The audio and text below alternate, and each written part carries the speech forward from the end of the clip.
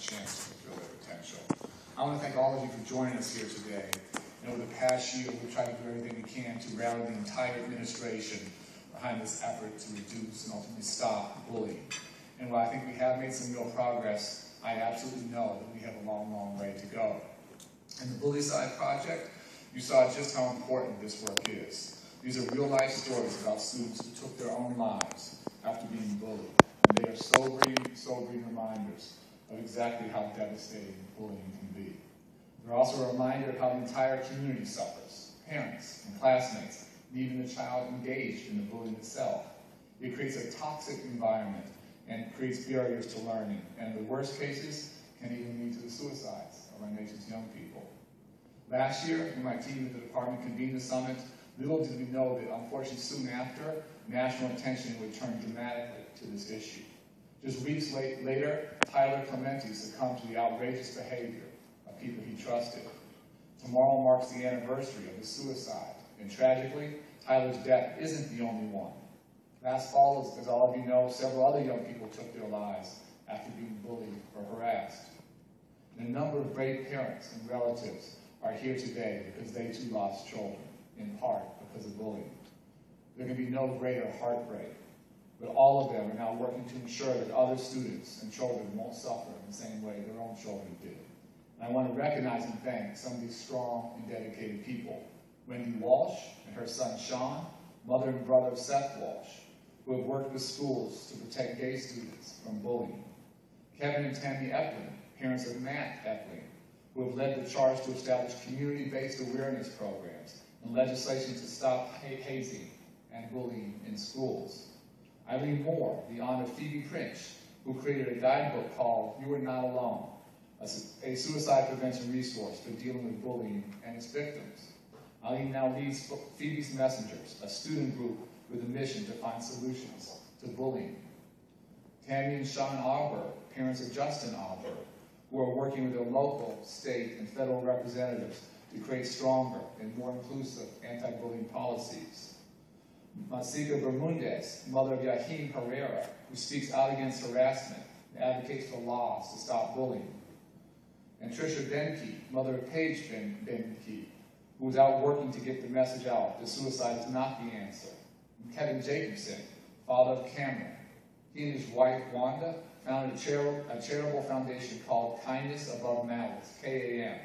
That is a call for action for all of us to help prevent even one more child, and indeed one more family, from having to endure the horrific nightmare of teen suicide by bringing awareness and positive solutions to all of our communities.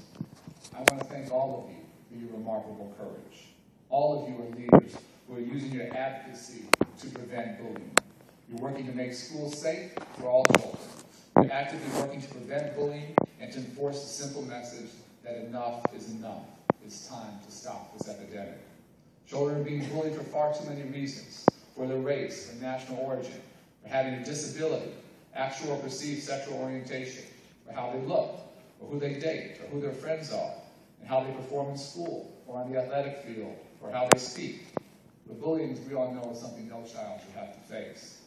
Recent research confirms that bullying affects all students, whether in high school or elementary school, and even those who only witness it. A recent University of Virginia study linked bullying in high school to lower academic achievement across the entire school. Schools with high levels of reported bullying had lower passing rates by an average of 3 to 6% when compared to schools with less reported bullying. Related research tells more of the story. Yana Yonovin and her colleagues at UCLA, in a study of middle school academic performance, found that over time, bullying can account for a decline of 1.5 letter grades in academic subjects. Another study found that students who are chronically rejected and mistreated by peers in elementary school are more likely to perform poorly in academics and ultimately to avoid school altogether. Ian Rivers' research on students' mental health shows that students who just witness bullying are more likely to use tobacco or alcohol, to be depressed, and to miss or to skip school. And if you ask kids about bullying, they all tell you, as we know, it's not just at school. Kids can now bully their classmates through email, text messages, on social networking sites, and across the internet. But there's also some encouraging news. Through our collective efforts, we are starting to make a difference, and we are starting to reduce harassment and make schools and the internet into better, safer places for students to learn. And this is absolutely our duty. We cannot fail any more children. Last year, our team at the department convened this summit to help inform the way forward, to shed light on this tough subject, and to broaden our collective impact. We brought together 8 federal partners who made a promise to do something to change things for the better. And you can read about our work at www.stopbullying.gov, which has received almost 500,000 visits.